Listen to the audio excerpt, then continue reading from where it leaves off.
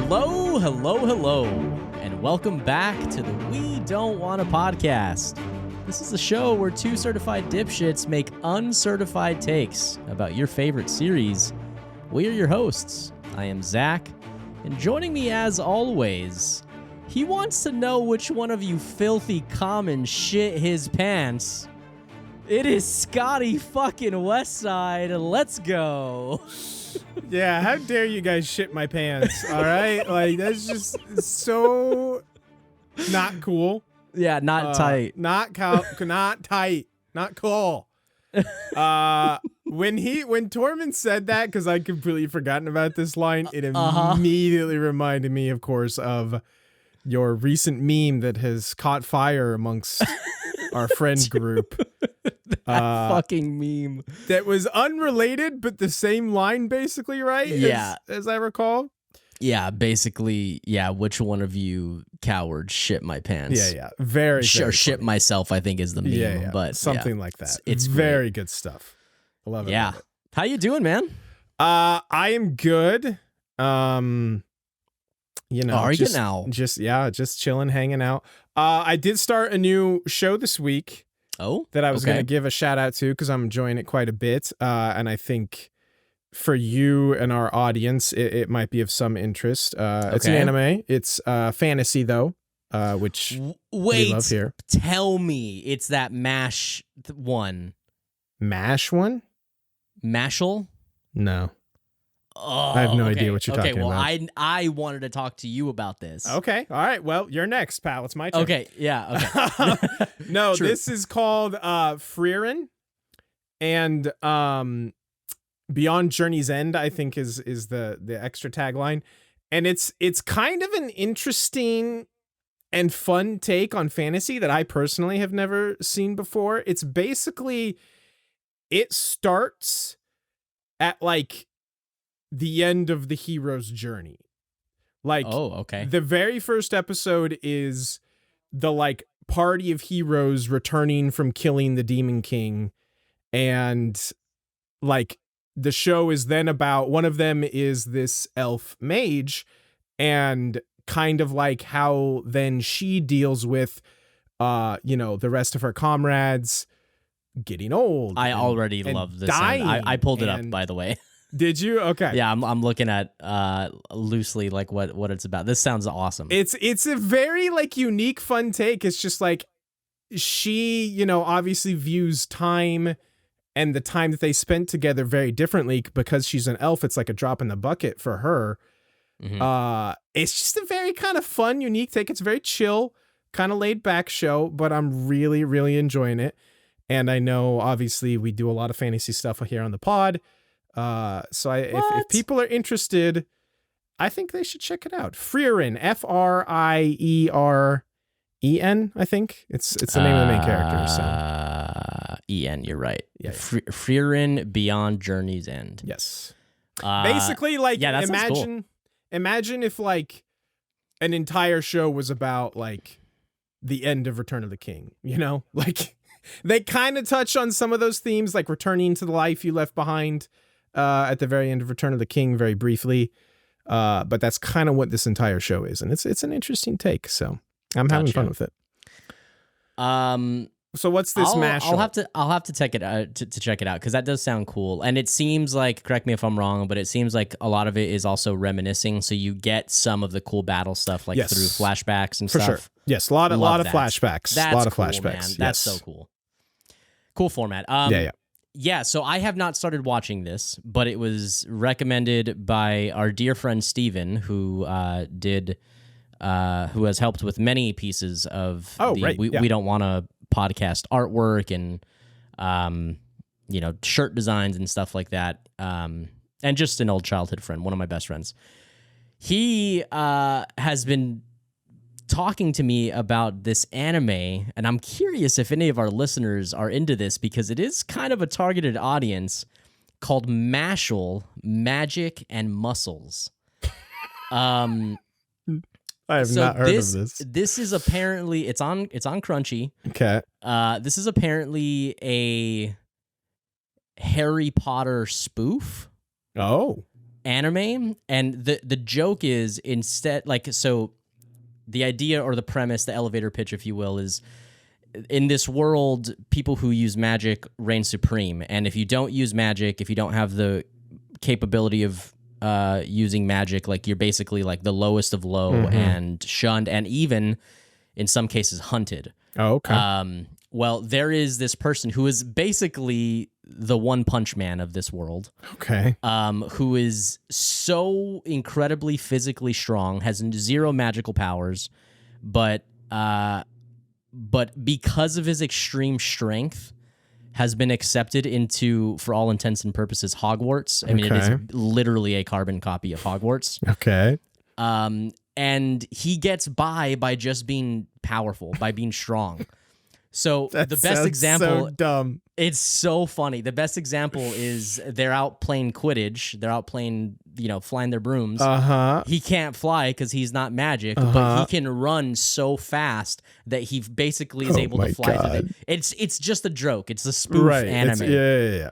It's a gag. It's a gag. And I fucking love the sound of this, so I'm probably gonna turn this on very soon. Listen. It's one season. I think it's 12 episodes.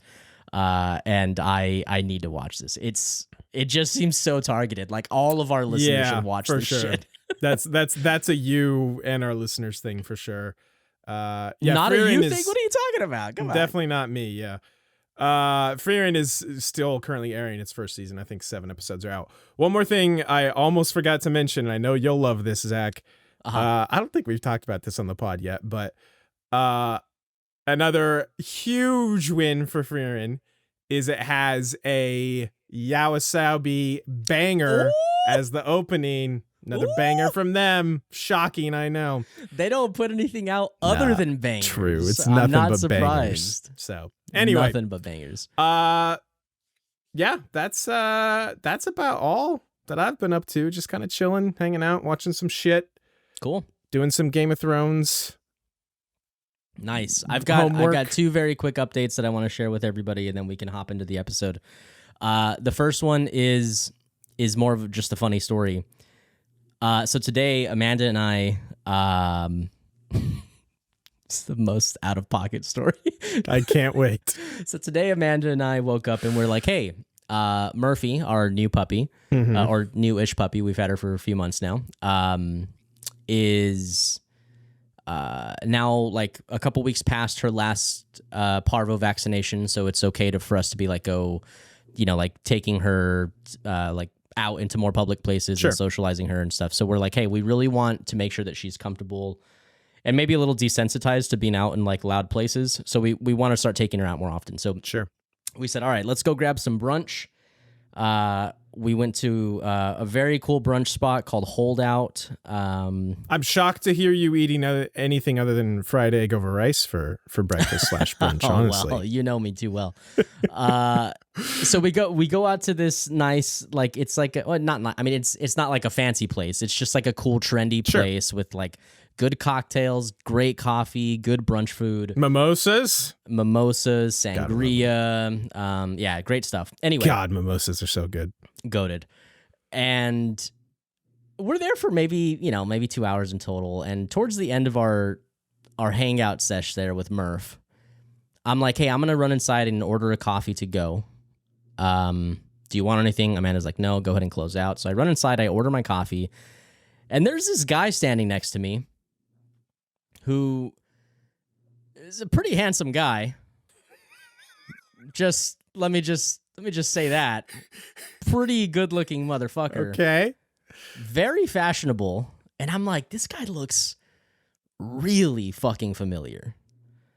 But I don't say anything. He's also very nice. Like, he's letting people step in front of him and, like, order and whatever. And so I get up there and I order a coffee. And I'm like, dude, I feel like I know who this motherfucker is or who he really looks like. But I wasn't 100% sure. So I walk outside, I sit down with Amanda, and I'm like, Amanda, there is a guy inside who looks eerily similar to Joe Jonas. No fucking shot. I swear to God. And she's like, okay. And I'm like, no. Like, This guy, like, I'm not saying it's Joe Jonas, but if this guy came outside and said, "Hey, everybody, I'm Joe Jonas," nobody would question it. Like, he really looks like Joe Jonas. Okay. She's like, "Okay, well, I'll have to see." Resident Joe Jonas expert. Yeah, definitely. So this dude's like, he's like hanging with like a friend, I guess. And so the friend is outside sitting at a table, one table away from us. Mm-hmm. And he's got 2 beers in front of him. And possibly yes or no, Joe Jonas is not out there with him. I think he went to the restroom or something. TBD Joe Jonas. TBD Joe Jonas. Finally, I see him walking through the building and he's about to come outside. And I'm like, Amanda, look, like it's that fucker. Amanda turns around and looks at this guy and slow turns back to me. Like she like looks at him and she's like, Zachary, that's just Joe Jonas. That's oh my Joe God, Jonas. it's Joe Jonas. I can literally see Amanda doing this. She wasn't like freaking out, but she was like, no, that's 100%. That's just Joe Jonas right there. Okay. And we're like, well, fuck. Okay. I mean, cool. Was anyone else like freaking out or looking and staring? Everybody was like basically doing what we were doing. Okay. Like looking. Nobody was like fangirling, thankfully. But yeah, dude was just like hanging out, having a beer with his friend. We looked it up. They're playing here tomorrow. So it makes sense. It's more than likely the real Joe Jonas. So I took some pictures of Amanda with Murphy, with Joe Jonas in the background. Yeah. So I will post those. The Murphy pick, classic. Uh-huh. Yeah. Classic. Classic. Yeah, it's very, tactic. very funny. Such a weird, just that was a thing, I guess. He's a lot shorter than I expected. Oh, typical celebrity thing. Yeah. Like, they're just shorter than I expected. He's pretty small, dude. He's a pretty small guy. And then being the person that I am, not knowing anything about anything, I could not pick Joe Jonas out of a police lineup at all. That's fair. I have no idea what this fucker looks like. And because this is a public platform, and there are some recent things about Joe Jonas and Sophie Turner. I'm not a Joe Jonas fan. We're not like into this fucker. But it was just a unique experience. I kind of think he's a questionable person. Okay. Him and Sophie Turner are in the middle of a divorce. I don't know if you heard that. I didn't know they were married, to be honest. They're married and they have 2 kids, dude. What the fuck? Yeah, listen, man. I don't. Obviously, I don't subscribe to like Celebrity Magazine. That's fair. That's totally fair. I mean, you call social media the social medias. The social medias, yeah, the Twitters and the Instagrams. Yeah, so I get it, but yeah, just a strange experience. That was just wild. Fun times. I bet. Listen, if Joe what I'm legitimately more interested in is you're telling the story is like. I'm like, boy, if Joe Jonas is going there, I bet this brunch place rules. Like that. I bet that food is so good. You know, I'm going to be honest, man. The brunch is pretty solid. It's nothing like out of this world, but it's not fried egg over rice. I mean, it's not fried egg over rice. The cocktails are fantastic. All right. Yeah. Fair enough. Second thing I wanted to mention, this is just we're going to start doing this up at the top of the episodes. We just want to remind you guys that we are nearing the end of Game of Thrones. So we've only got a couple episodes left, literally a couple episodes left before we finish the series. And if you have followed us since the Harry Potter time, you know that at the end of a series, we want to talk about it. And we want to talk about it with you. So if you can, please be sure to shoot us a message, shoot us an email, interact with us in some way, shape, or form to let us know your thoughts, hot takes, or maybe call us out on our bullshit for some stuff. We will address impossible on that one. Yeah, impossible. Give it your best shot. We'll give you guys, the opportunity, I guess. Yeah, we want to do a fun thing. We've been deep diving into every single episode, and Scott and I, look, I'm just gonna level with you guys. We just kind of want to hang out and talk and just like shoot the shit. So really do the thing. Let us know your thoughts, your hot takes, call us out, whatever you want to do. Tell us how awesome we are or how bad we suck. and we might address it or talk about it on the podcast. And Hell if you don't know where to do that, if you're new here, you can hit the subscribe button on YouTube, or you can follow us on Twitter or Instagram at We Don't Want a Pod. And that's all I've got. I am ready to talk about this episode, Scott. Let's friggin' do it. I'm starting, correct? This is season 8, episode 4, The Last of the Starks, which, before we jump in, baller title. Love the title of this episode. Very ominous title. But Like, it's definitely makes you go, what's going on here? It goes hard. Probably just Good because title. it reminds me of The Last of the Mohicans, which is a goated movie. But anyway. Goated, dude.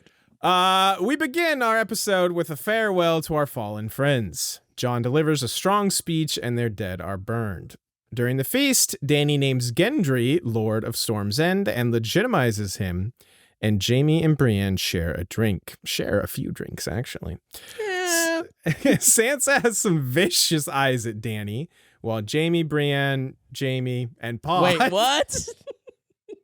Who's Jaime's that, so Tyrion? hot, he takes up 2 spots. He does take up 2 Jaime, spots. Brienne, Jaime, and Pod. I don't understand this sentence. Tension, envy, and fear fill Dany's head as she watches Jon be celebrated and sees the love and adoration she's always wanted. She leaves the feast. The Hound and Sansa have a great reunion as the party rages on. Arya breaks Gendry's heart, and Brienne and Jaime have the most awkward pillow talk. True. Dany confesses her jealousy and insecurity about Jon's leadership as she poses Jon with an ultimatum. Tell no one or else. Tensions flare at the War Council as battle preparations are being made to march south and challenge Cersei. Jon, Arya, Sansa, and Bran have a family reunion in the Godswood where Jon and Bran tell them of Jon's true lineage. Is that Braun's music I hear? I probably should have moved my I think mic that's further away for broad. that. Yeah, I know, right, dude? You're peeking so bad. That is indeed Braun's music. Our one true love of the show. I have many true loves, let's be real. Makes an appearance, cracks some jokes, makes some threats, and walks out being the de facto Lord of Highgarden. What a guy. Sansa and Tyrion have a conversation, and Sansa is basically like, hashtag not my queen. Arya and the Hound head south. Tormund and the Free Folk head north. And Ghost. You forgot Ghost, you fucker. Yeah, true. Tormund and Ghost and the Free Folk head north. Sam and Gilly Ben Doinkin activate warp speed. In the Narrow Sea, Tyrion and Varys discuss Jon's lineage and how it will play out when people find out. As Dany, Drogon, and Rhaegal are arriving at Dragonstone, a small fleet of Greyjoy ships are waiting to ambush. They hit Rhaegal with one of the scorpions, and he goes down. Oh yeah, Euron is 100% using wall hacks. Dude, this guy is hacking, bro. Dude, he's hacking, bro. So hacking. Fucking aim assist. Yeah, aimbot. Wall hacks, Yeah, aimbot, whatever you want to call it. True. A naval battle ensues, and the Targaryen fleet gets shredded to bits by the Scorpions. Plot armor does its diligence, and all of our important characters wash up on shore at Dragonstone. No, all but one. Well, I mean, Missandei's hot as shit, but she's not like an important character. True. Missandei is taken prisoner. Dany wants to burn the city to the ground, and her advisors advise against that. It's like we've seen this plot before, and she's simply not having it. Dany also spouts some shit about destiny and ridding the world of tyrants, an extremely important calling that we've known all about for the entirety of the series. Tyrion and Varys revisit their conversation and about Dany, and it turns grim. Back at Winterfell, word has arrived about the attack on the Targaryen fleet. The reality of Cersei's situation has set in with Jaime, and he makes the decision to leave for King's Landing to protect her. Brienne is shot through the heart, but it's too late. Shot through the heart. You should have let that one sit, Scott. Sorry, I can't. You can't drop a banger line like that and just expect me not to pelt it out, you know? Yeah, fair enough. At King's Landing, Dany and the Unsullied have arrived. There's a parlay between Tyrion and Qyburn. When it goes south, Tyrion attempts to reason with Cersei. Cersei says literally nothing to Tyrion and instead orders Missandei to be executed on the ramparts for everyone to see. Dany walks away big mad. Big mad. Big Big Mad. Mad. Oh boy. That's the end of the episode. This episode is A roller coaster? yes, it's interesting.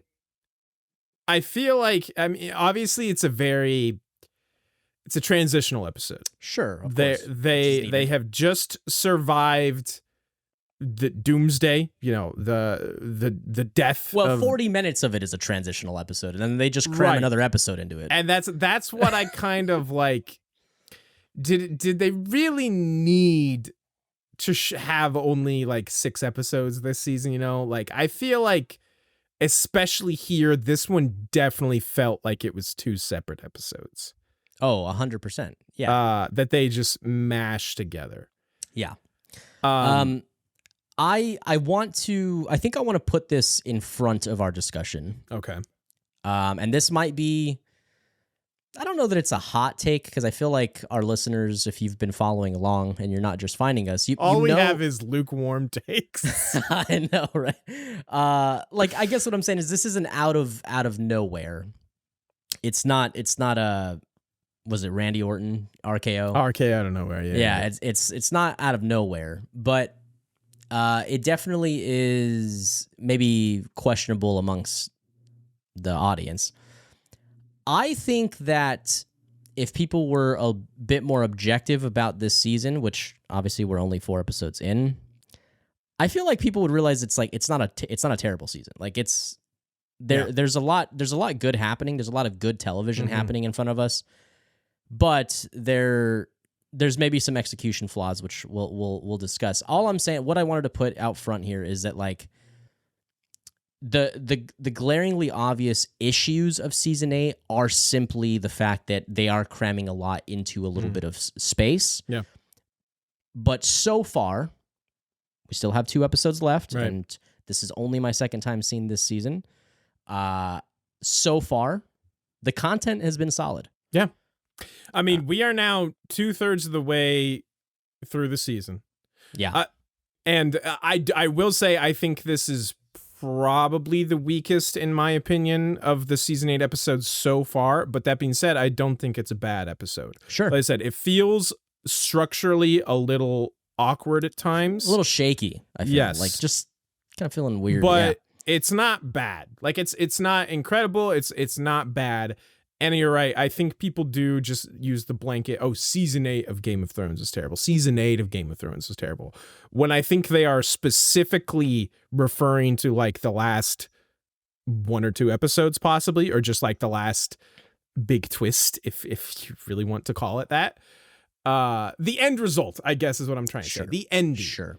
Season 8, like, we've gone through these episodes, we've talked about this, but like, season 8 has really good episodes through the first 3 for sure. And like I said, I think this episode is totally fine. Yeah. So why don't we talk about it a little more in detail? How fucking dare they not show Sam and Jon having a tearful goodbye over Ed when we get 20 minutes of Daenerys and Jorah, and Sansa and Theon was in there. I feel like I'm missing what's so one. funny about that? Oh yeah, Lyanna was there. Lyanna, Amanda was sitting next to me while I was watching the episode today, and she was like, "Wait, who is that?" And I was like, "That's fucking Theon. Your the most important character." About Theon? Yeah, about Theon. Fucking like Was it all-time #1 Theon stan. True. Was she also confused why Sansa was suddenly like Theon stan #2, only behind Amanda? I don't take issue with that. I know. I just have to give you You're shit just about being it. a schmuck. This is where I was like, oh hey, it's Ghosty. He is still alive. Very fucked up. But he is still alive. Is he missing an ear? Did I like see that right? I feel like Honestly, the fucker's ripped off one of his I entire ears. Don't know. He's not looking great. But I was very happy to see him. I definitely was sad that there was no like sad goodbye over Ed. Yes. But So upset. Jon inserting the Night's Watch lines Yes. did Obviously. hit for me. That hit. It was good, man. It was a good speech. It was a good speech. his delivery of it was not as good as some of his others. I think he was obviously a big guy. Doing a weird he was voice thing, right? Yeah, he was trying to really yell it out, and it wasn't his really good speech content wise. Not his best delivered speech. And listen, he's trying to project, to an audience. Yeah. But it's still a great speech either way. Yeah. We loved a good Jon speech. Always. Then we go into the feast. And I llove how the first note I have here is about my dude Sandor and Gendry. Mm-hmm. And Gendry is immediately like, hey, just out of curiosity, have you seen Arya? I'm trying to get my dick wet. I'm gonna put my dick in. And Sandor just immediately giving him so much shit about it. Yeah. And then when Gendry tries to deny him, Sandor pulls the old Uno reverse card. He's like, what the fuck are you talking about? That's the way it should be. Like, yeah. Go find We just survived. Yeah, we just survived. What the fuck are you still doing here? Get out of here. I love Sandor. He's my dude. Yeah. Okay, so how do you feel about Gendry being stopped in his tracks by Dany to be named? She got me here. I had totally forgotten about this. And as soon as she starts it, I'm like, okay, here we go. Fucking Daenerys being Daenerys. Fucking god damn it. I was all ready to like rant and rave, and then good for her. Hell yeah. Good move by Dany. She be politicking. Listen, I try and give credit where it's due. Even though I don't like Daenerys, this is a hella smart move. Absolutely. Yeah. Yeah. Fantastic stuff. Yeah. Great scene. I also love how it just transitions straight to him finding Arya. Well, I mean, not straight to it, but the next we see Gendry, he's like, dude, guess what? I'm a lord. Let's get married. Yeah. Dude, she got that bad pussy. If they have sex once and he's like, marry me. Proposes. Yeah. She's like, dude, you can't handle this, bro. Probably yes. Also, he just was made a lord and is drunk and survived Doomsday. The dude is, like, he's gonna propose to the next person he sees, probably. Thank goodness it is actually Arya. My note here is just like, I just have like all in caps, ha ha ha ha, Arya's fucking face. The face that she makes when he proposes. My soul went out to Gendry because that was just brutal. The tone it gives me, or like the look of her face, is basically like, oh, sweetie. Yeah. Oh my God. Oh, poor thing. It's just so fucked up. I love it. It's so messed up. My heart goes out to Gendry because I love him to death. But that boy just got fatality'd. Why do you keep fiddling with your lighting, my guy? Because it changed color like in the middle of. That was weird. All right, I'm leaving. Anyway, that was brutal. But yeah, I think this is a crazy good move by Daenerys. She is politicking, something I always give her shit for not doing enough of. And I gotta say, I really like the angle that the start of this episode takes, where it's like, now that we're past impending doom, now that we're past Doomsday, there's like, on the surface, everyone is like happy and celebrating, but all is not well, actually. Right. There's a lot of like politics and trust issues just kind of boiling under the surface everywhere. The short exchange between Tyrion and Davos is very good. Yes. And paints it really well. He's like, yeah, we defeated them, but now it's us. Right. Like, now we have to deal with us. Yeah. Which is a great call out. Very, very good short scene. Kind of brings us back to reality. There goes gravity, All about it with the music references tonight.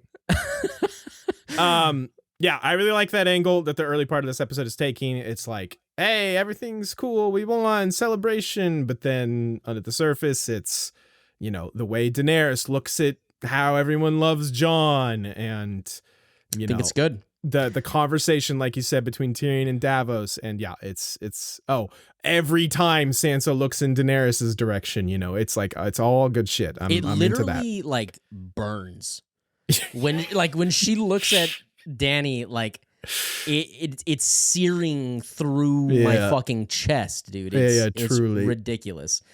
I did want to ask you about the scene where Brienne, Jaime, and Pod. Yeah, that one. Yeah. I don't know what I was doing. I don't know what you were doing. There. You had a strong writing this thing. What did you want me to ask about? What did you want me to ask me? Yeah, I'm now having the strong. Yeah. No, I was just making fun of myself. Oh, gotcha. You didn't want to know anything. No. Here's what the next note I have is just like, I say there was a lot of like, I had to backtrack in my notes here. I go, oh, poor Pod, because everyone like leaves him sitting there alone.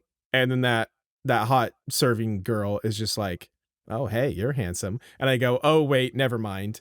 And then my next note was poor Tormund. Oh, wait, never mind, because Brienne breaks his heart, but then he's fine immediately. Yeah. And then, oh, this was a little bit later, but then I was like, Jon alone in his room. I was like, Jon, of all people, not getting any, inconceivable. Wait, never mind. So yeah, a lot of like, oh, everyone's getting some.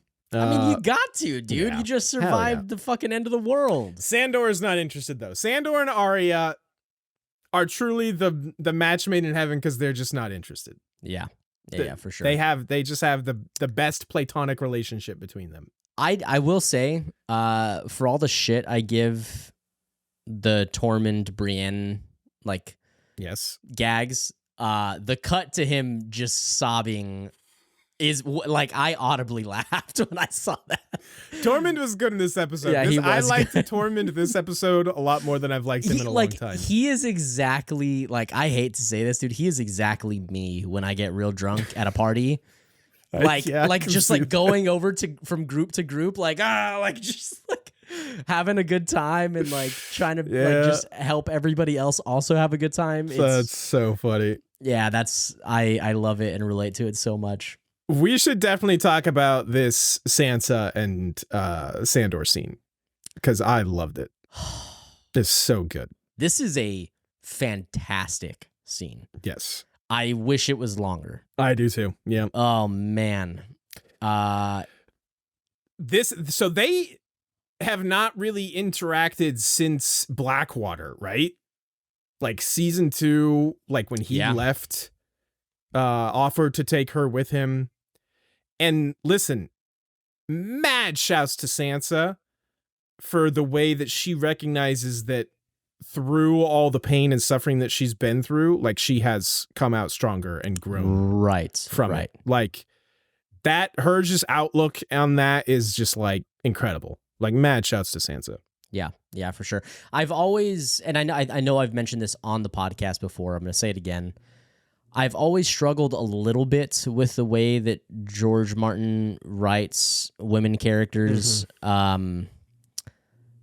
Like a compelling female character does not have to go through what Sansa or Dany or Arya or any of the other powerful women in this show go through in order to come out strong. Like they can, like strong women can just exist, However, we see later in this episode that I guess I'm like kind of comparing it to like Jaime doesn't come out better at the end of it. You know what I mean?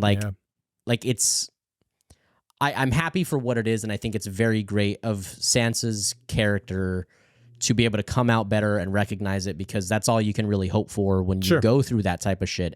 I just wish that not every powerful woman in this show has to go through hell and back in order for them to be there. But the one place I would push back on you a little bit there is the Arya one, because I don't think like she doesn't go through the same pain, the same story. Like she goes through some hardships, but they're not like the She same. watches her dad get executed in front Yeah, of her. listen, that's She also well, so did Sansa. She also watches the entire Stark army get fucking slaughtered at That the did Red happen. Wedding, Yeah, and her yeah. brother have a wolf head sewn to his shoulders. Yeah. Maybe Like- maybe I just view it that way because she's so much stronger and always No, like she never has to like she's never like broken by any of those things. She just bounces back almost like immediately from like all the shitty things that happen to her. That's fair. That's so fair. it's like maybe I'm just thinking of it in that way where I don't view them as bad even though they are, right. because she's just so tough. Sure. You know, I and guess bounces through all of I'm them. saying is that like I wanted to make it since we're talking about her Sure. growth and coming out of it better and stronger and more developed. I just wanted to use that platform to say, No, yeah. I don't like that is the framework for every woman that George Martin, or for most powerful women that George Martin writes. But for what it is, and because that is her story and is her arc, it is extremely awesome to see her like come out of it on the other side with that mentality and capable of moving forward. Yeah.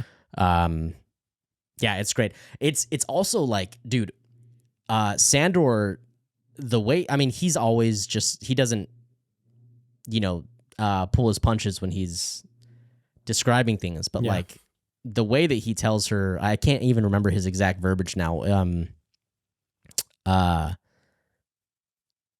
Doesn't he say like, I hear you got broken in? Yeah, like broken in rough or something to that dude, effect. that's just like so fucking painful. Yeah. Like it made me cringe. Like, ugh. It's very menacing, but Sansa is not. She's like not phased by it.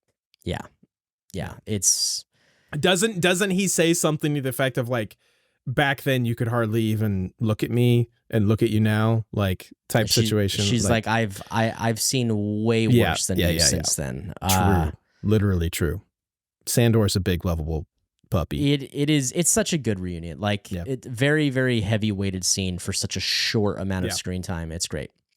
Yeah, something I had forgotten about, but just a really, really solid scene. And I don't think it had occurred to me that we hadn't really got like a reunion between them, which they had a lot of interactions in season 1 and 2, and I'd kind of it's easy to forget forgotten about how much kind of interactions and character like stuff they had in between them. So I was very happy to see that. On that note, one thing that's just I need to call out here for all the people who are just like such naysayers about season 8. And I'll even show some humility because I think wrongfully had this, I guess, outlook on season 8 until we've begun rewatching it. I felt like in my head the later season 7, season 8 do not make room for character moments. Like that's just something that I immediately think of or go to in my memory of season 7, season 8. Sure. And that is just simply not true so far. Well, not of season 8. I think season 7 that maybe holds up. That's what I mean. Yeah. The character I feel like season 7 they had them, they just weren't good. They were bad. Yeah. They were just poorly written. But season 8 character moments have been surprisingly great, man. I would say very good for the most part across the board. So, calling it out. Anything else at the feast you wanted to touch on? I mean, we can just. You want to talk about Jaime Brienne real quick? Oh, sure. Yeah, I don't have much to say. Like, this whole everything surrounding Jaime in this episode, I'm kind of very torn about. Maybe we should save all that for the end. Because I think we can kind of talk about it in one big chunk, or do you just want to address it now?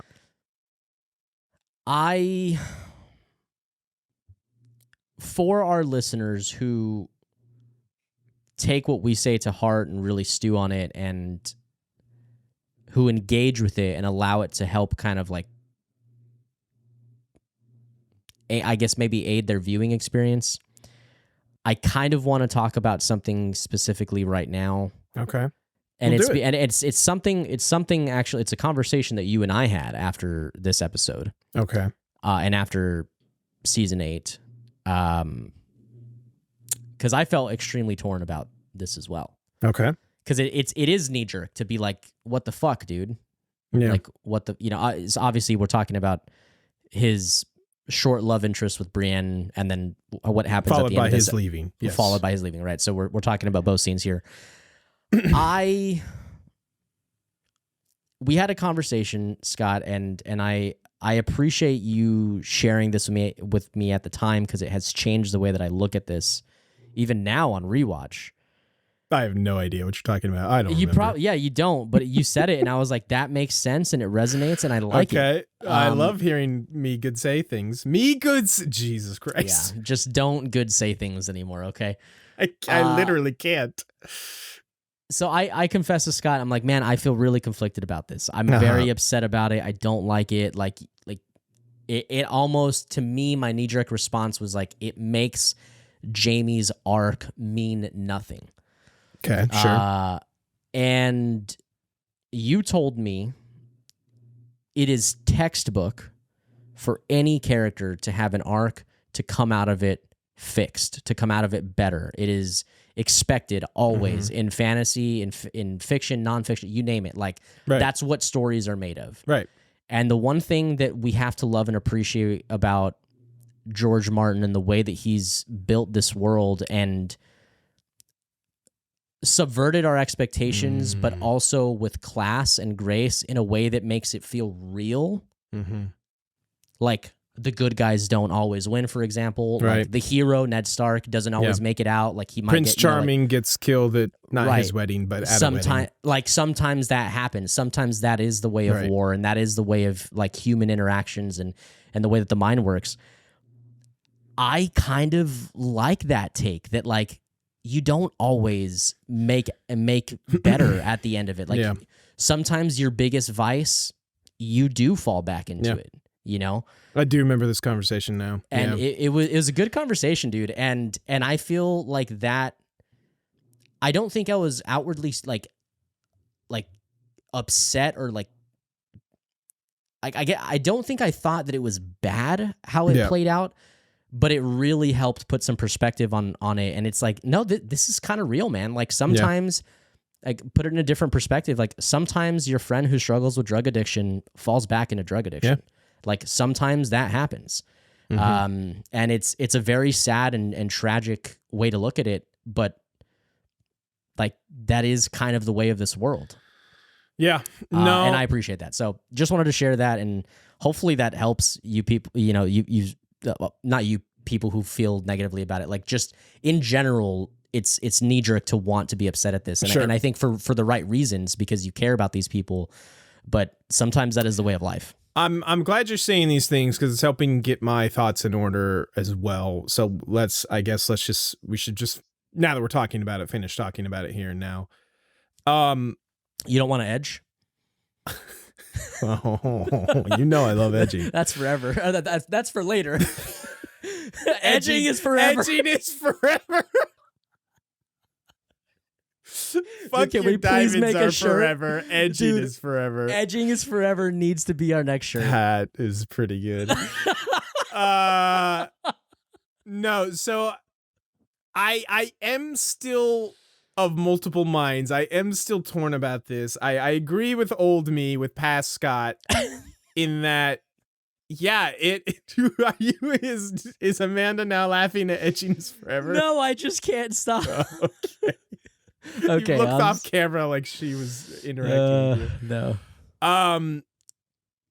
It's tough because the quote unquote redemption arc for Jaime was so well executed at times that it was just like, it was so easy to fall into the mindset of, oh, he's a good guy now. Yeah. But to his point, this laundry list of things that he's done that he lists off for Brienne, it's like, oh no, yeah, he did still a lot of bad things after his good guy turn, you know? Yeah. Like the big one I think of is when he brought up like he was going to slaughter every man, woman, and child in River Run. Right. Just to get back to Cersei. It's like, yes. Oh yeah, that's way after his, you know, good guy turn, quote unquote. Yeah. And I love Jaime, you love Jaime. Like we love this character because he is extremely flawed. He is complex. It's the best composition of a compelling character. Like it's yeah, I mean all the things that can make up an interesting character, like he's pretty much got them. He checks those boxes. Right. And one part of me like wants him to have a happy ending because I love the character. But there's another part of me that's just like, no, this is more interesting. This is the more off the wall, interesting, like probably realistically like more real take, because yes, to what you were saying earlier, it's just like people can change, but people don't just like fully become a different person, you know, overnight, you know? Yes. Like, and it's just like when he leaves Brienne at the end and he realizes he can't quit Cersei. It's just like, you can tell it's like breaking him, but he can't really help it or stop it. Dude, 100%. And I want to use this chance to call out a couple of other things. Like, for example, I think we called it out in episode 2 of this season. Tyrion tells Jaime, like, she's always been a monster. You've always known this. Yeah. Yep. You were just capable of looking past it. You just, like, you love her, you know? And that is what it is. And I think that also there's the other thing that needs to be addressed is him coming south was not him abandoning. I'm sorry, him coming north, was not him abandoning Cersei and abandoning his love and just being able to say, I'm not in love with you and I don't care for you anymore. It was simply, I need to fight for the greater good. Right. And that fight has been won. Right. He promised to fight for the living against the dead, and he wanted to fulfill that vow 100%. Yes.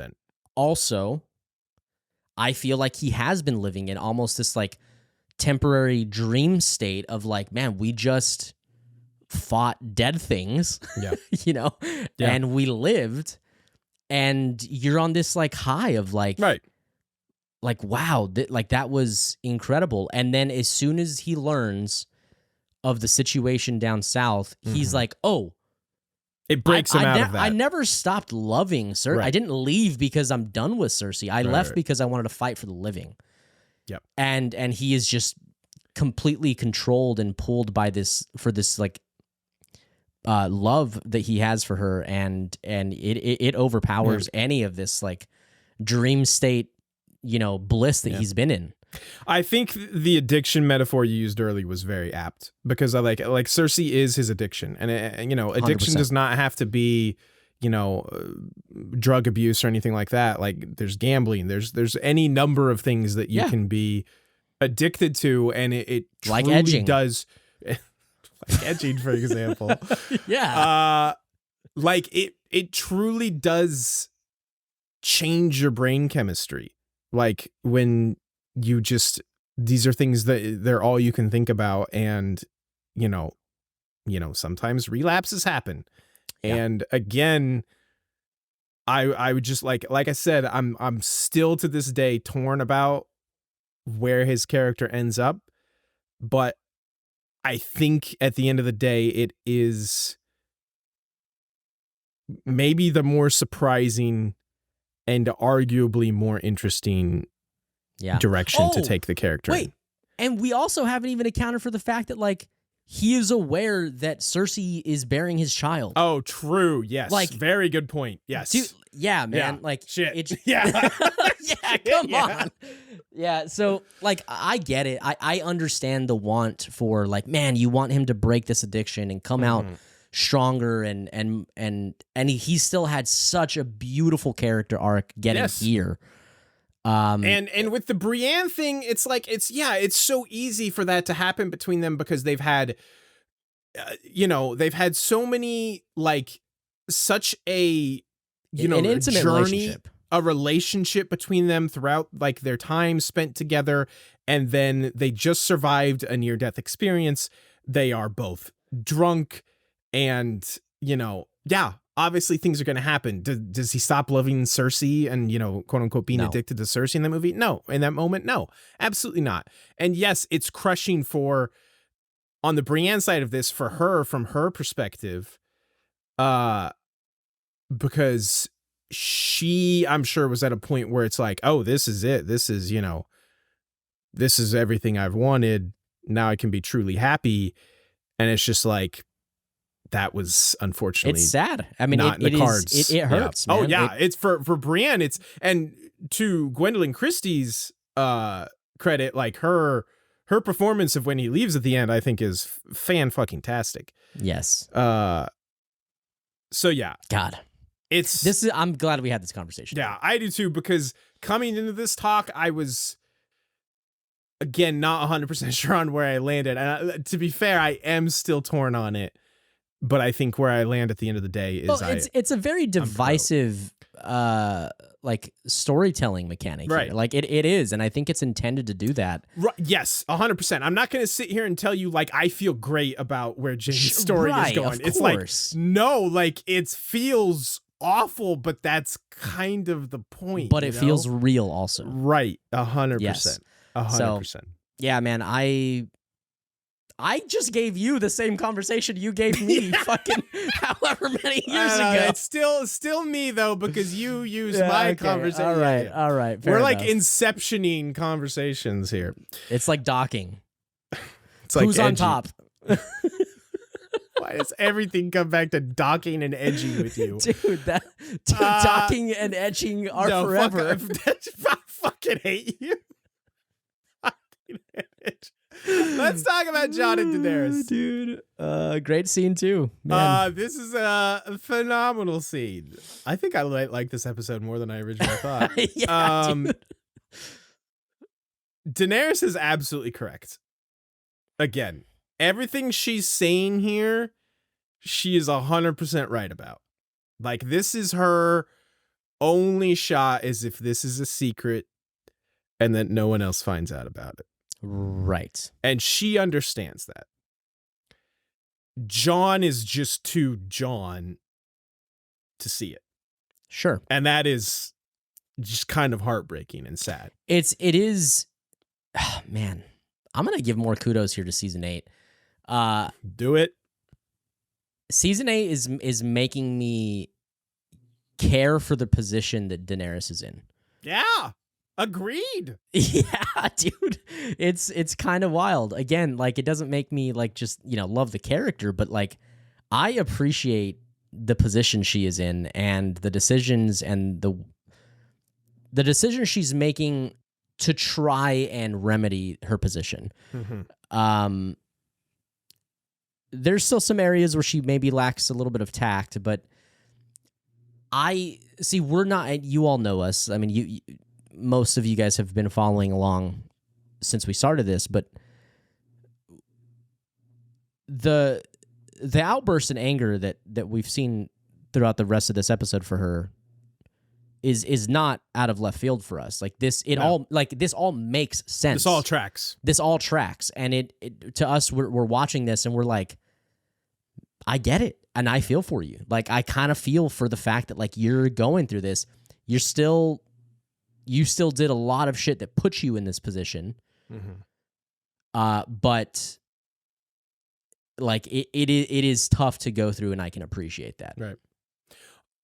100%. Also, it's just like, this being a medieval fantasy world, it's I see it as especially tough for Daenerys, obviously being a woman in, a man, driven world where it's just like, she must view it as just like when Tormund and Jon are having their interaction and everyone's talking about what a great war hero Jon is and everything is, it's just like, she must just feel like she can't win. Like, how can she compete with that, Yep.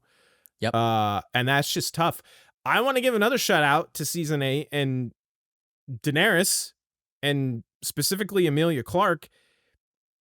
This is maybe more a thing for later, but while we're here talking about it, as she becomes a little bit more Disheveled. Unhinged throughout, especially this episode, but I feel like as the series has gone on, I think Emilia Clarke's acting has just gotten better and better. Like, I think she was fantastic this episode. Yeah. So, shouts to that for sure. What the fuck is happening? I don't know. Up is down. Fuck is docking happening? is edging. Everything's backwards. Docking is edging. Edging is forever. It's just no. That's normal. That's normal. Yeah. That's right. That's right. Edging is temporary. Just, I hope so. Yeah, like, this is just a phenomenal scene. I don't have much else to say it other than Jon is gonna Jon, but Daenerys is absolutely correct in everything that she's saying here. Yeah. So, how much do you love? Don't fucking tell anybody. Okay, fine, I won't. Cut to the Godswood. Guys, I have something to tell you. I mean, it doesn't do exactly that, but... Wait, but then it's like, I have something to tell you, but you can't tell anybody. Cut to fine. Cut to Sansa Tyrion and Tyrion. Yeah. Sansa and Tyrion. Tyrion, I have something to tell you, but it's you like can't say literally, shit. It's like an Always Sunny title bit, the way they do this almost. So no, okay. Here's my major criticism of this episode. Okay. Is you brought this up in was it episode 1 of this season, the Jon and Sam thing? You basically effectively said you wanted to see more of that scene. I loved that the Sam telling Jon of his parentage scene. This is where I was like, no, this is something we need to see. You need to show us this scene of the cutaway. Yes, like when Jon is like, Bran, tell them, and they cut away. I'm like, no, you should have shown us that scene. Like, we need to see Sansa and Arya finding that out. I did not appreciate that at all. Yeah, that's a great call out. I think I was maybe half like focused on trying to take the recap notes. Oh, sure. But yeah, I'm glad you mentioned that. I think that's my biggest criticism of this episode is like, I think that's the biggest criticism of this season so far. Is just like hey, they are cutting away from a lot of these important conversations. This specific scene. Oh, you mean this specific one? Far, okay, sure. Yeah. So far, I think this is the biggest missed opportunity of the season. I would have loved to see the one where Sansa basically stops Tyrion and like you see she's going to tell him. That cutaway I'm fine with, because then we get to see Tyrion kind of exploring his reaction to that and his feelings on that with Varys later. Varys, yes. So that works. It doesn't work for me with Arya and Sansa because we just go straight into then Sansa like basically telling Tyrion, and we don't get to see kind of her and Arya's reaction to it. We don't get enough of them acting together anyway. Period, for sure. And then for it to be such a momentous scene, a momentous like piece of information, we need it. Yeah. It's such a missed opportunity. Very, very, very sad that we didn't get to see that. Great call out. That was my biggest takeaway from the battle planning and this scene in particular. What did you have about this? I mean, honestly, that's pretty much it, man. That's okay. I think we're on the same page with that. Anything to say about Bronn? Oh, well, I got a lot other than everything. Dude, he calls Bronn them, is forever, dude. You boys are a couple of gold-plated cunts. To which Tyrion just responds, "That's a bit rude." And I thought that I just lost it at that. It was so funny. I'm like, that is so these two. And I love how Bronn has gotten to a point where he is just he has had to listen to Tyrion talking and Tyrion's bullshit for so long now. He is just so fucking over it and just smacks the shit out of him. Bronn is in rare form. He's also just like angry, fed up Bronn, which for like in his defense, like he has been promised so much and actually gotten so little throughout this series. Like, bitch, that doesn't mean shit anymore, dude. Yeah, I'm a knight because of fucking me. Also, that don't mean dick. He has been promised so much for so many things and realistically gotten so little. So listen, I'm all aboard. Hey, good for Bronn looking after number one. I think that there's this like theme happening in this episode of the episode is reminding us who characters are, I think. Sure. I would agree with that. We see it obviously with Jaime.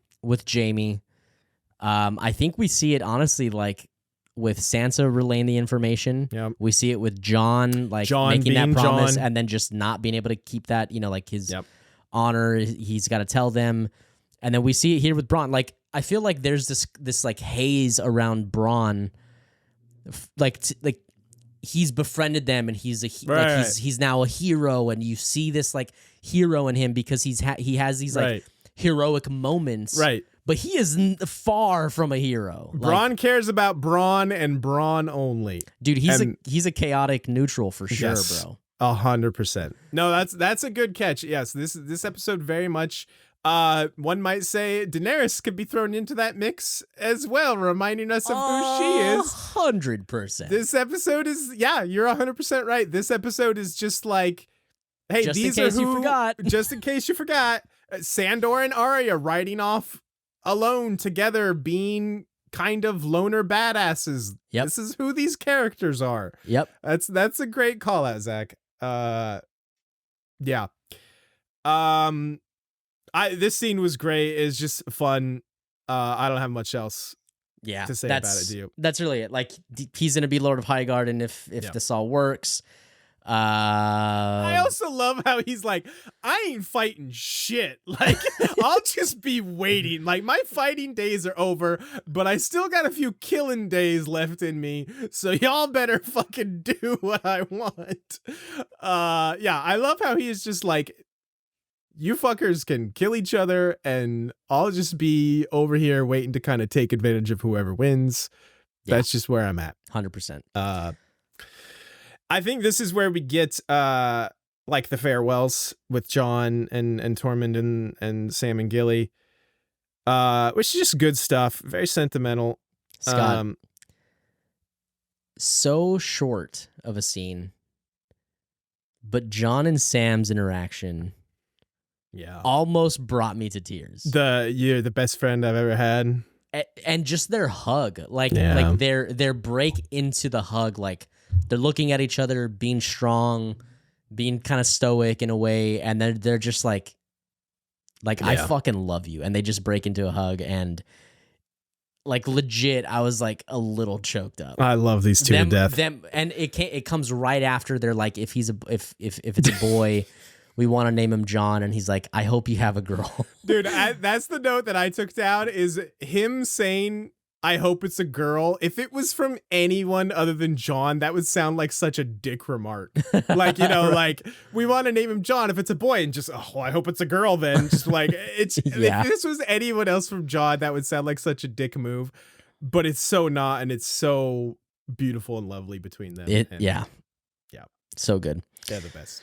Yeah, I don't got really anything other than Sam and Gilly been doinking. Yeah, I mean, we knew that. Yeah, they've been getting after it. I love that Sam tries to like rationalize it, like, well, it's been very cold and the nights are long. And Gilly's like, he fucking knows how it works, dude. Shouts to Gilly. I think Gilly needs to be fucking number one again just for that line. He fucking knows how it works. Poor Ed did not know how it worked. Oh, my guy. Okay. Is this then the fleet scene? Yeah, let's go warp speed here, and I feel like the rest of this episode's kind of gonna like speed through a bit. Yeah. I don't feel like there's a ton to talk about with this. Okay, here's my other criticism of this episode. How is the Iron Fleet like 3 for 3 laser accurate on Rhaegal, but then like 0 for 50 on Drogon? Drogon got that like agility buff. He's been spamming whatever that Pokemon move is that makes you like harder to hit. Agility? Yeah. Fuck me. It's agility. He's got that agility buff. What's that move called? I fucking hate it here. Dude, this is the same thing that happened with Viserion. Is like Night King can't miss his ass with his fucking javelin throws and then misses point blank. Dude, I'm telling you, he spams agility like it's no, like just at all times. He's holding one of those. He can't be hit. Is it a? What are the berries that up your speed? Oh, I can't remember. He's That's holding not speed. It's like evasion. Well, whatever. Do you ever fight a Pidgey that just spams the like sand attack that makes your Pokemon? You can't hit him. Yeah, you can't hit him. Can't fucking hit it. Dude. That's fucking Drogon is a Pidgey. He's just you can't hit me. You can't hit me. Drogon is a Pidgey. Drogon is a Pidgey confirmed. Just fucking putting sand in their eyes. I hope all 7 of you Pokemon fans fucking love that. Get this joke. Yeah, why do the Unsullied, they must just have the shittest scouts and sailors for that matter of all time. Like, I suppose lore-wise that does kind of make sense. Like, they're not really naval warriors. Naval warriors, yeah. But they can't even scout to save their lives. But also, like, did Daenerys leave Dragonstone 100% unmanned? Possibly. Like they kind of, I mean, it wouldn't have been wise to do so, but also it's like you're fighting the dead. You kind of need all hands on deck. Yeah, I guess that's fair. I mean, anyway, somebody left the Storm's End 100% unmanned, probably. So the real issue here, Scott, is that apparently that mountain can shoot fucking giant arrows, dude. Like, those ships were completely behind the fucking rocks. Yeah. When Rhaegal got hit. No one should have a better... they came out from behind and they're like, hey... Literally no one should have a better view of the surrounding seas than Drogon. Daenerys and Drogon? Drogon, Rhaegal, and Daenerys, yes. How they snuck up there, listen, like I'm trying not to make too big a deal about this because it's like story needs to happen and we need to get Daenerys down to 1 dragon. So like it's fine, whatever. It's not great, but I'm not like, it's not gonna ruin a season 8 for me, you know? Sure. I agree with that. I just, great. I gotta call it out because it is fucking stupid. Like it is dumb. Yeah, and then, like I said, Daenerys, they fucking just pew, pew, pew, Rhaegal, and then Drogon is diving directly at them, and they have the whole fucking, like, wall set up, and all of them shoot, and just miss. Pure miss. After they're shooting at Rhaegal, you can actually see a platoon of stormtroopers taking over the fucking Scorpions. So... it checks out, dude. Yeah. Also, General Veers got the shield up on Drogon, so they weren't actually missing; they were just bouncing off his shields. Yeah. Okay. The thing I did want to talk about. Yes, we got a little ahead here. Was I want to talk about both of the Tyrion Varys? Oh scenes. yes. I forgot. These are good. These scenes. These are phenomenal. These are very good. I love these two on screen together always. And we have had kind of a lull. We have of their like they've had okay performances when they have been together the last couple seasons, but like this season 7 was a dip in their quality season though. 2, season 3. Yep. This was good. This was very good. Good. Yes.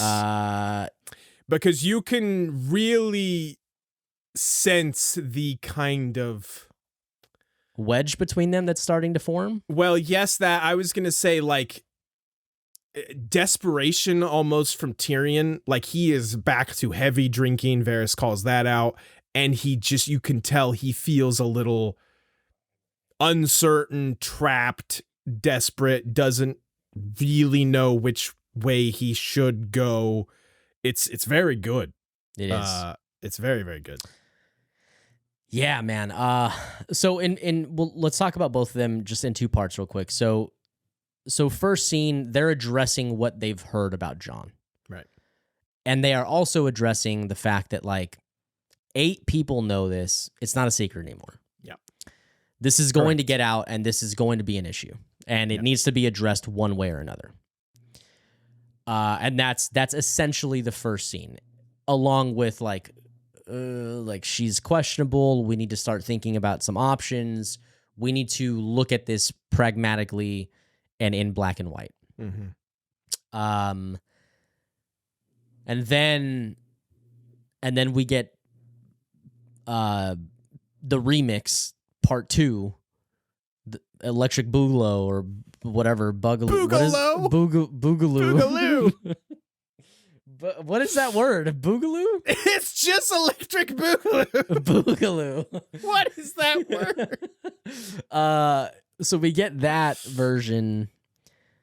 And the part of this that really gets me is when Tyrion looks up at Varys and says, "What then? Like, what happens to her?" Yeah. And Varys won't say it, and Tyrion is like, "Don't." Like, dude, like, don't, man. And it's just so... You said this word earlier, and it's fitting. The desperation is there. It's heavy. And there's a certain scene that happens in a later episode that I distinctly recall feeling like, what the fuck? Like, that's weird that happened.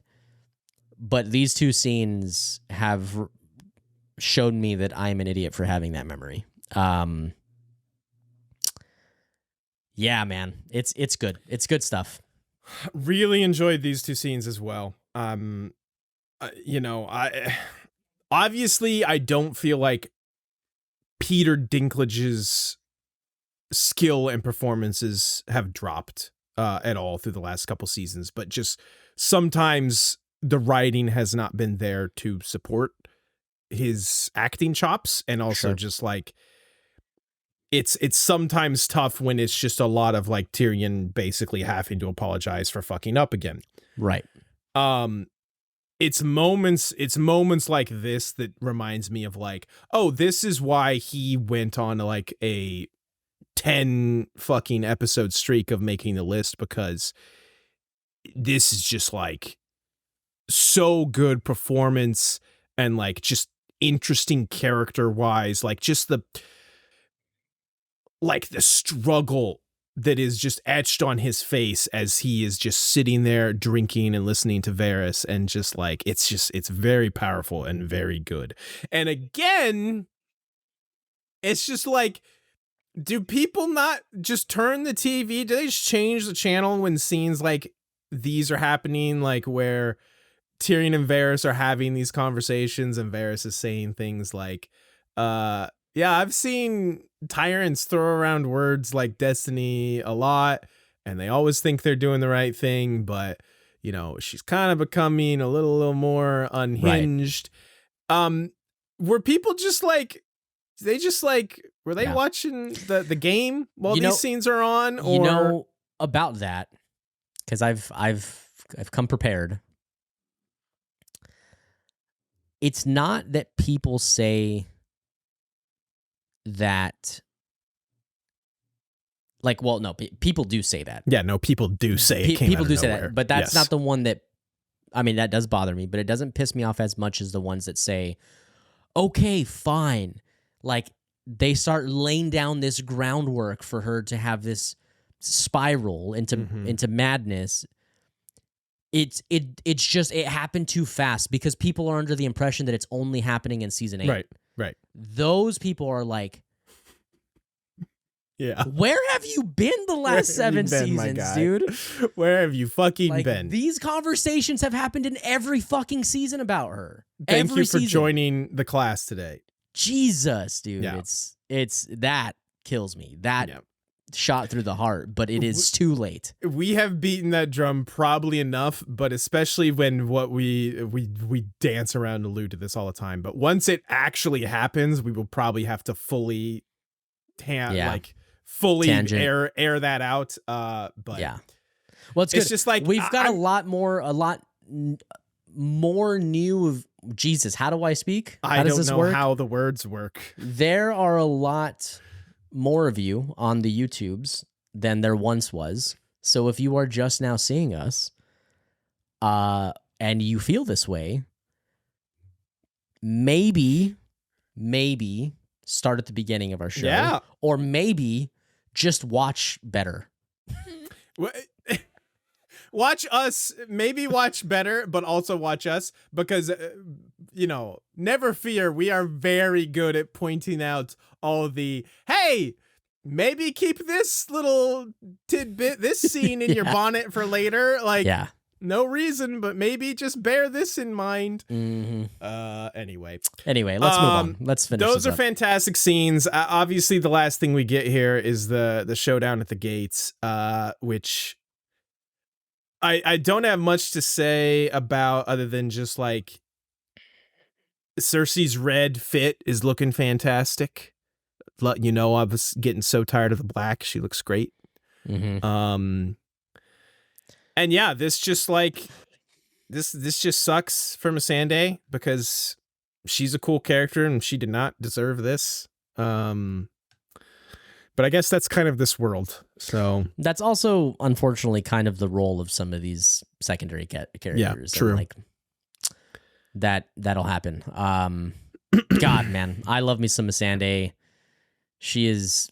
Yeah, but just such like a likable character too. It just sucks for Truly. that to have happened. So yeah, it's just like such a shitty kind of anticlimactic way. Also, you know what I'm saying? It just it doesn't feel good, but it's not supposed to. Yeah. Dany is looking not great. She's looking real disheveled, real pale. I made a joke. Pissed. Yeah, real pissed. Well, even like during the showdown before the Missandei thing happens, there's a couple shots of like close-ups on her face where I told Amanda, I don't know that you'll get this reference, but I was like, she kind of looks like one of the Volturi right now. Yeah, I have no idea what that is. Did you watch the Twilight movies? No, you did. You never saw them? I think I watched the first one. Oh man, well we got to do that next on the podcast. No, we don't. We absolutely yeah, it's 4 movies. I've already got get on my back, spider monkey. That's everything I need from the Twilight movies.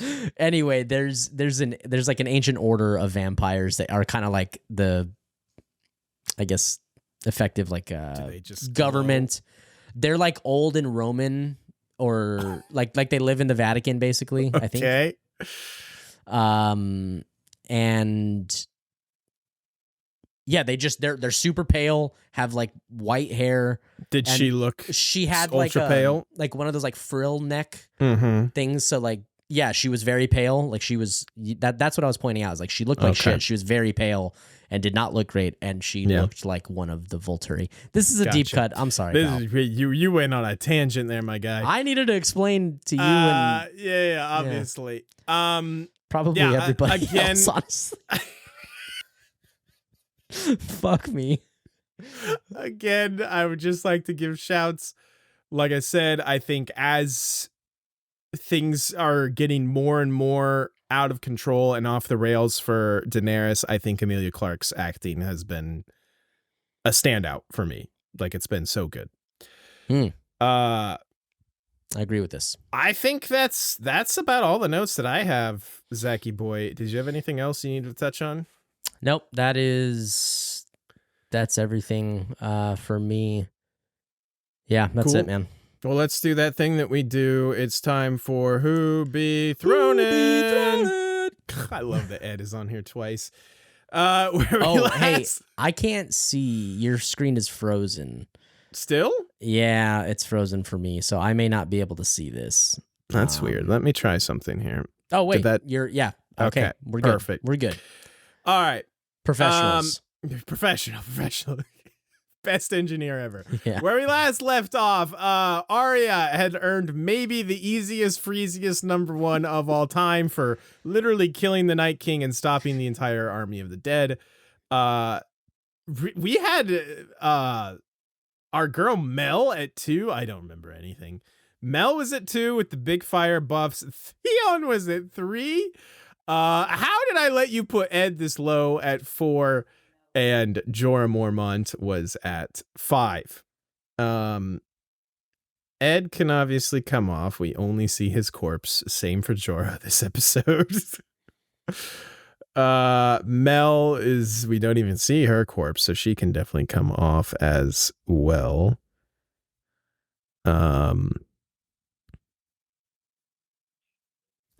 Mel. I'll get rid of you, Ed. Where are you? There you are, my guy. Oh, that's the wrong Ed. That's why. Now I see what's happening. Professional. Theon, again, man, a lot of characters we only see their corpses. We were shouting out the people that passed, huh? And then Arya, don't think she's gonna make the list. Yeah, like she doesn't have a bad episode by any means, but no, probably not. Who do you think is going to make the list? I think this might be a difficult episode to I was thinking that. I don't really have many in mind, to position-wise, really, like, it's obviously about way more than just positioning, but because there's not a lot of positioning to address in this episode, I think really positioning, it's just Cersei. Like she has taken out another dragon. That's a big deal. That's but okay. That's that I didn't think about. She has no good scenes. Like her scenes are just blah. Her scenes are not anything. Her positioning is good. She's also really forced Daenerys' hand because she has taken in all the civilians it's a into good the plan. castle. It is a good plan. So, if we are going to award a spot on here for positioning, it's probably going to be Cersei. I'm not opposed to it, but let's talk about scenes. Let's talk about scenes and performances because nobody really is that great positioning wise. I think Tyrion and Varys scene, and then Sansa and Hound for sure has a very strong case to make it. I think Sandor has a strong case to make it. I might recommend, or I would put Sansa over Sandor. Okay, well, I brought Sansa up too. He was also in my. She was also, again. I really would have liked to have seen her reacting to the Jon news. If I'm being honest. True. Do we want to consider Varys? He was obviously a big part of a couple of our favorite scenes of the episode. I want to consider Daenerys. I definitely want to consider Daenerys. It's going to be tough because she just lost the dragon and had Missandei executed, but I want her in consideration because her scenes were fantastic. Her scenes were really good. I think especially her scene with Jon was really good. Yeah. Speaking of, I think we have to consider Jon because he also had several very, very good scenes. Yeah. And the last ones that I can think of are our brokenhearted couple of Jaime and Brienne. This might get kind of tough. Yeah, this is a challenging one. Okay. Who's an absolute lock for you? Wait, hold on. I just thought of someone else. What about your boy Bronn also? He kind of, positioning wise, he kind of been doing all right. I mean, he's not doing bad. He's not doing bad. He's not doing... I don't know, man. I think this episode is about a little bit more to me. I mean, yes, but his scene was also very good in his defense. Next to any of the other good scenes, it's not. It's just not that good. All right, I honestly could not tell you if I have a lock here. I think my lock is Sansa. Really? Just for the Sandor scene? For the Sandor scene, but also, I kind of thought of this just a second ago. She is kind of making a play by sharing Jon's she secret. Absolutely is. That's a good point. That's a good point. I'm definitely not opposed to Sansa. Her scene with Sandor is so good, dude. Really and honestly, we didn't really talk about this much, but like even just the dynamic that they have in the War Council room. Yeah, we didn't touch on that. Really a lot. good. Man, her and Tyrion, I think. I was gonna say, if I had a lock, it would probably be Tyrion. Because I think all of his scenes were very, very good. Yeah, he didn't have a bad scene at all. No. And I just think his man. Okay. I think Tyrion and Sansa need to make the list. Okay. I think Jaime probably needs to make the list. Oh man, this is tough. I'm running out of spots already. And then I was going to say Daenerys and Jon probably need to make the list, but that leaves out Brienne, who I think is very strong, Varys, who I think is very strong, and I have a soft spot for Bronn. So we're not going to consider I don't think Cersei makes this list. Even though she I have took like out a 7 dragon. characters I would put ahead of her personally. Okay. I'm okay with not going for a position, like for positioning placement. Right. I'm just stating it out loud that the people know. Let the record state that her killing one of Daenerys' dragons is huge and her plan is very good. But to me, this episode is not about positioning. It's such a transitional episode that it's like, I want to enjoy some good character moments. Yeah. That's what this episode is to me. By the same token, I love Bronn. I feel like he has got short shafted on these lists so many times. We're not talking about previous times, man. We're talking about who is the standout on this episode. He did kind of stand out this episode, though.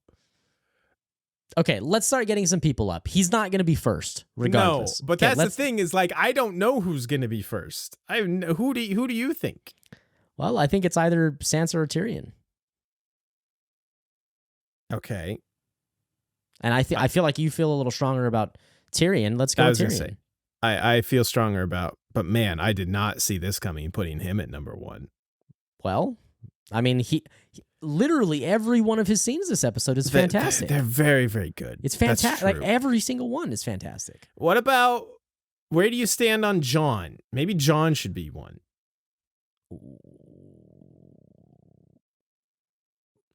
Because Jon doesn't have much more than the Jon Dany scene. No, that's not true. The good scene with the last of the Starks scene is good. The one, you mean the one that you just talked about being disappointed about? Listen, I mean, they cut it off. I would have loved to, but that's part of my beef with the Sansa pick, to be honest with you. But she has more than that. Than a Jon. She has a scene with Sandor, and she's making a play. Well, Jon has the scene with Daenerys, though, and is not making a big play. Very good, but he is, though. That's the thing. That's what I want to point out is that, like, but his inaction, he's still making a play, and also, if he hadn't told them, Sansa can't make her play at all. So you're going to reward him for being an idiot. Is what you're telling me. I want to reward him for sticking to his convictions as Jon. Okay. I'm all right if Jon ends up on this list. He is not number 1 in my book. Like, he is far from number 1. I will shake to that. I do feel like he has to make this list, though. How do you feel about Daenerys? I feel like she also has to make this list. I I would be more apt. Man, this is wild because she lost the dragon. I would be more Daenerys apt for cannot her go to one. be one. Daenerys cannot go one. She was so surprising this episode. Like she. I was constantly floored by her performances. I was too, but she literally lost a dragon. Like on sheer principle, we can't put her at one. Okay, I mean, I kind of agree, but I had to make the case. But I will shake to putting her at 2 though, and I didn't think I would say that. I'd put her at 2. She was honestly so good. Like the Gendry thing was masterful. Oh yeah. Like all of her scenes, I was fully invested in. Pick number 3, my lord. Man, how did we come to this? How did it come? This is like the what's his name, King Theoden speech. How has it come to this? Very good, Scott. Daenerys at 2. Wow. Sansa did 3. not see that coming. You think Sansa next? Sansa 3, Jon 4, Bronn 5. I feel more strongly about Jon at 3, but I'll allow it. I don't think you're on board the Jon train like I am.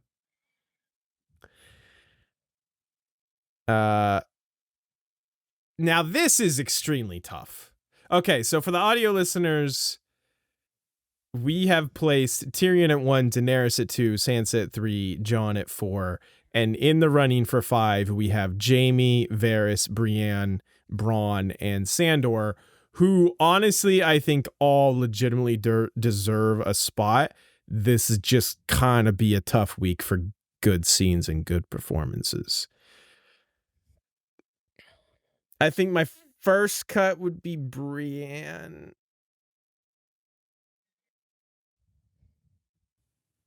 Thoughts? Yeah, her stuff is good, but in her scenes, to me, she's not the one that's like, yeah, that's true, crushing. You know what I mean? Yeah, that's true. I think the next one I would lose would be the Hound, just because he's great and he's the Hound, but there's not enough to outweigh. Well, that and also 70% of his good scenes are the one with Sansa, and Sansa's already up there. No, that's true. I mean, I really did. We didn't talk about it a ton, but I did really enjoy his small, like the interaction him and Arya had as they were writing out was just very good. It was good. But even then, that was kind of a little bit more Arya, in my opinion, but whatever. Yeah. Varys was, will feel terrible about cutting any one of these or all of these 3. For those listening, we have remaining Jaime, Varys, and Bronn. All 3 of these, I would feel terrible about not making. Can I maybe position something here? Is it moving Jon off the list? No. Oh, okay. I mean, I'm okay if Jon's not on the list. Come to think of it. What I was going to say is that of the 3 that we have left, Jaime's scenes may not have been as like incredible scenes, but they certainly caused the most like discussion and intrigue, and they did.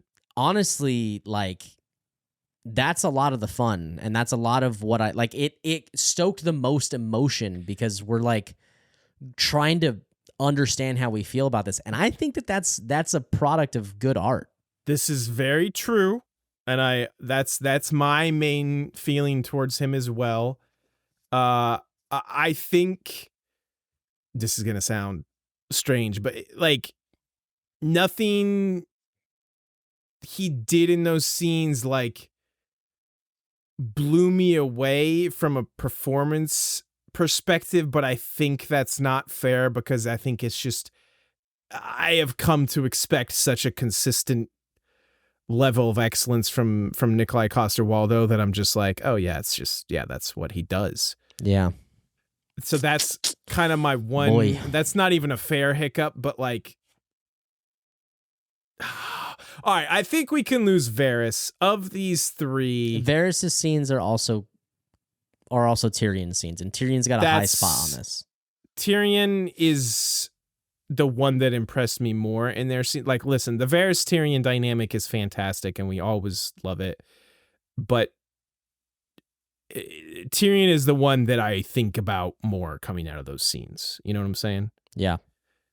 And again, it pains me to cut any of these, but I think we can lose Varys. Okay. This is very hard for me because, and I know you don't like this argument, but it's like Bronn does not get the shine that he deserves, and Jaime does all the time. And I think Bronn's scene was spectacular and just so Bronn and so true to who he was. And it was one of the few, well, not the few, but like the biggest moment of levity in this scene, in this episode. Let me just cut you off there. Okay. If that is you lobbying for Bronn because inside you've made your decision, no, I'm okay. I haven't. No, listen to me. I'm okay with that because it was kind of my idea to have Dany that high, also having Sansa that high, and you've conceded to both of those. I'm okay with Bronn being for me, Bronn's not it this episode. Bronn's fun and fine, but he's not compelling this episode, in my opinion. And you are correct that he has been shafted in other episodes, but we're not talking about other episodes. This is Season 8, Episode 4, Who Be Thrown In. Okay. Because this is not me leaning one way or the other. I am genuinely super torn between these two. Okay. Do we lose Jon and put both Jaime and tell Bronn me on the list? Tell me why Jon's on the list again. I mainly just because of his phenomenal scene with Daenerys, and because he's an idiot and told. All right, you know what? You're kind of right. We're losing Jon. Jon was your pick, man. I felt strongly about Jon for a moment. Oh, you feel stronger about Bronn. Look at you putting him at 4. No, without even saying shit. This isn't this is just Bronn needs to catch up on points move is all that is. Because Bronn's down with the like. I haven't checked it in a minute, but last I made a rant with it. Bronn was like hanging out with like fucking I can't even remember, like Brienne and like what's Gilly now after being first prize. Now Gilly's leading everyone. Why can't I think of the bad warden of the North, the dude that his son killed him? Ramsay? Roose. Roose. He's like hanging out in like Roose territory, and I'm like, Bronn deserves better than this. All right, fair. Okay. I don't know how I flip-flopped on Jon so badly, because I felt like there for a moment I felt so strongly about him, and then I just didn't all of a sudden. But hey, listen, that's how that goes. For the final tally, we have Jaime at 5, Bronn at 4, Sansa at 3, Daenerys at 2, and Tyrion at 1. Tyrion at 1, baby. Tyrion has not sniffed a 1. Now I actually want to check real quick. In very long time. Probably since season 4. Let me see if I have that readily available. Let's see. First, Tyrion. While Scott is getting the information, let me remind all of you guys listening and watching that you can find us on Twitter and Instagram at We Don't Want a Pod. And if you're new here, consider subscribing, click the notification bell so you can keep up to date when all of our new episodes come out, and stick around because we've got a lot more fun stuff coming after Game of Thrones. So be sure to hang around. Scotty, when was the last time Tyrion was on? Absolutely correct. It was, in fact, season 4. It has been over 30 episodes. It was season 4, episode 8, which is the Mountain and the Viper. He, despite losing his trial by combat, he was the number 1 spot. That is fucking wild. That has been a long time. Our boy was on a drought. Yeah. But there he is, number 1. He's due. He was due. Scott, what are you rating this episode, bud?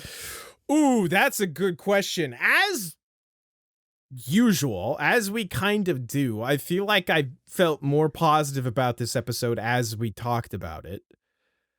I'm gonna give it a solid 7.5. I kind of wasn't perfect, but there was a lot of stuff I liked. I kind of hate you because I was thinking it was a 6.5, maybe 7. Wow. Until we started talking about it. And I was like, there's so much richness in this episode. And it's just buried deep in there in the weird fucking haze that is over season 8. I think, and a lot of it is the first like 2/3. I think the negative energy I have coming out of this episode was because the last third isn't great, but the first like 2/3 is honestly incredible, phenomenal. You know what? I think I might go back down to 7. Okay, from 7.5. And I'll tell you why. I just want to share this here now. Despite how truly, I genuinely mean this, blown away I was at how I think this episode made me feel, which that's what we're all here for, right? I'm just trying to feel something. True. I keep telling my therapist this. I just need to feel something. It's like my whole thing is like, if I can feel something, I become a real boy. You know, like I won't be a machine anymore. There are flaws, and it's easy for us to glaze over them because we did like so much about this episode. But objectively speaking, an episode that feels like it's 2 episodes and kind of cuts awkwardly is not great. That's not really a good sign. And you take less issue with this than I did, but I do. A mechanical issue as blatantly wrong and or bad of the whole dragon thing, and also you called this out, like just unable to hit Drogon, like it's just annoying. Yeah. So those do stick out as pretty big sore thumbs to me. So I think, man, I think I'm gonna go 7. I was up to 7.5. I was even considering 8, but I think I'm gonna go 7. Oh, wow. Okay. Yeah. All right. 7 and 7.5. That is gonna do it for us. Zachy boy, take us out. I already told you guys all the fun things. Go hit us up on Twitter and Instagram. We appreciate you guys so much for listening and watching. And man, I am excited to wrap this story up and get to some other fun stuff that we can talk about with Game of Thrones and other series. So yeah, we're looking forward to that with you guys. We'll see you guys next time. Thank you.